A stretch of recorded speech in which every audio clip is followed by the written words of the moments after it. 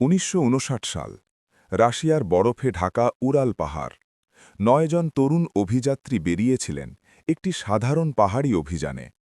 কিন্তু সেই অভিযানই পরিণত হয় ইতিহাসের সবচেয়ে ভয়ঙ্কর ও অজানা রহস্যে। কয়েক সপ্তাহ পর উদ্ধারকারী দল যা খুঁজে পায় তা সবাইকে স্তব্ধ করে দেয়। তাদের তাঁবু পাওয়া যায়, কিন্তু আশ্চর্যের বিষয় হল তাঁবুটি ভেতর দিক থেকে ছিঁড়ে ফেলা। চারদিকে গভীর তুষার, কিন্তু অভিযাত্রীরা কেন জুতো ছাড়া, কেন মাঝরাতে বরফের মধ্যে দৌড়ে পালালো? এর কোনো যুক্তিসঙ্গত ব্যাখ্যা নেই।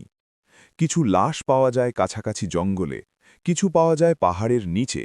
কারো শরীরে মারাত্মক আঘাত, ভাঙা পাঁজর, ফাটা খুলি। কিন্তু আশ্চর্যজনকভাবে কোনো লড়াইয়ের চিহ্ন নেই, কোনো অস্ত্র নেই, কোনো প্রাণীর আক্রমণের চিহ্ন নেই।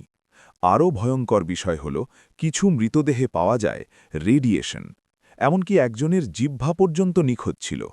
প্রশ্ন একটাই, তাহলে সেদিন রাতে কি ঘটেছিল? কেউ বলে হঠাৎ ভয়ঙ্কর তুষার ঝড় হয়েছিল, কেউ বলে সোভিয়েট সেনাবাহিনীর গোপন পরীক্ষা, আবার কেউ বিশ্বাস করে ওটা ছিল এমন কিছু যা মানুষের জানা বিজ্ঞানের বাইরে।